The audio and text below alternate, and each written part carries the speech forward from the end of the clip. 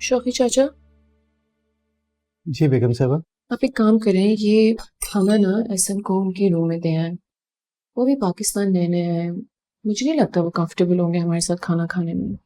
जी बिल्कुल ठीक है। और रिदा बीबी का उनके रूम में देकर आऊँ? हाँ, ये ठीक है, उनको भी आप उनके रूम में दे दें, तब तक मैं जावियार के लिए चाय बना लूँ। जी। नींद से उठेंगे तो।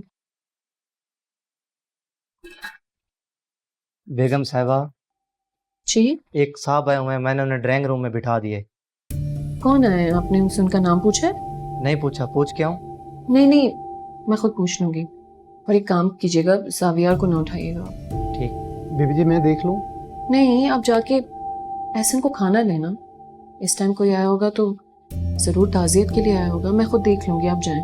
जी बेहतर, मैं खाना देकर आता हूँ।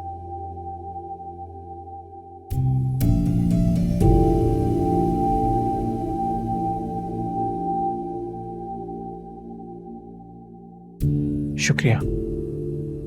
आप मुझे बताएं कि अम्मी बहुत ज़्यादा बीमार थी। मियाँ, इंसान को परेशानियां वक्त से पहले थका देती हैं। तुम्हें तो पता है माँ की बीमारी का। बस तुम्हारे जाने के बाद सुना है बहुत रोती थी तुम्हें याद करके। कितना बदनसीब बेटा हूं मैं, कितने दुख दिए उन्हें। मैंने तो सोचा था कि इस बार आऊंगा तो उनके सारे दुख खत्म कर दूंगा, लेकिन वो तो मेरे ही दुख लेके चली गई।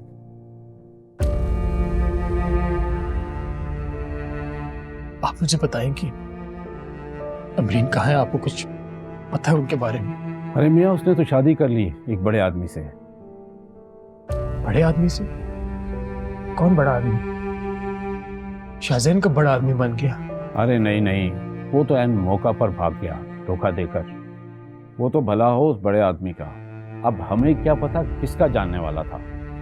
हो सकता है तुम्हारी बहन का जानने वाला। खुदा, ये सब क्या हो गया? अमरीन ने शादी कर ली, बात चली गई और शाहजैन ने धोखा दे दिया।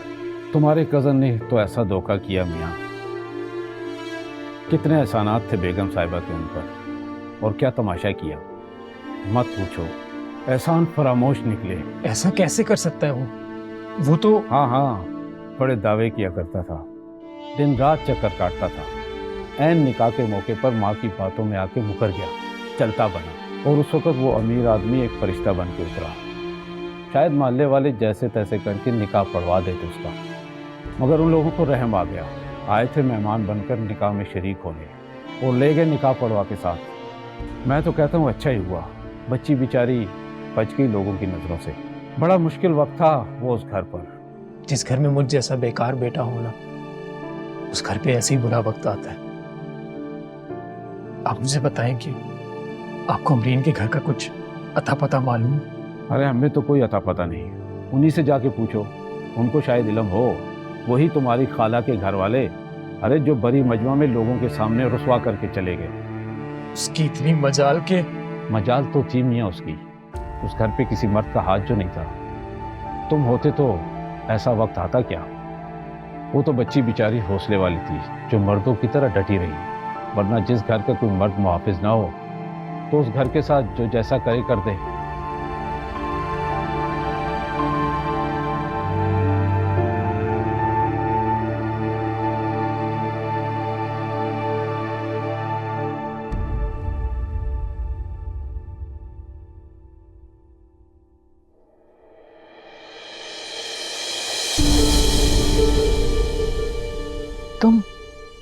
तुम क्यों आए हो यहाँ पे?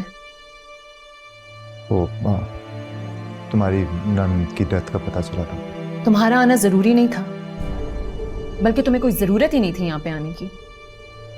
यही उम्मीद थी तुमसे। घर आए मेहमान को बजाय ये कि बिठाओ, उसे मुजरिम ही करार देती। ये तो अच्छा हुआ कि मैं अपने पेरेंट्स को लेकर नहीं आया। यहाँ लाना भी मत मिस्टर जैन। और अभी हमारा ताल्लुक ऐसा नहीं है कि एक दूसरे के घरों पे हम बैठ के उनसे इज्जतें वसूल करें। और वैसे तुम लोगों ने मुझे कौन सी इज्जत दी थी जो मुझसे इज्जत की डिमांड कर रहे हो?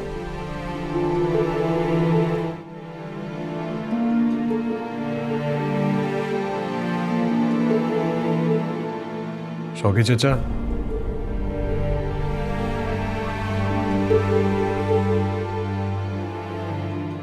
जी साहब। अमरीन कहाँ है? साहब वो ड्राइंग रूम में कोई मेहमान थे, उनके साथ बैठी हैं। कौन मेहमान? मालूम नहीं साहब, कह रही थी कि मैं देख लेती हूँ। अच्छा ठीक, बाहर आए तो उन्हें बता दीजिएगा मैं लाउंज में बैठा हूँ, चाय पिला दें। जी सर।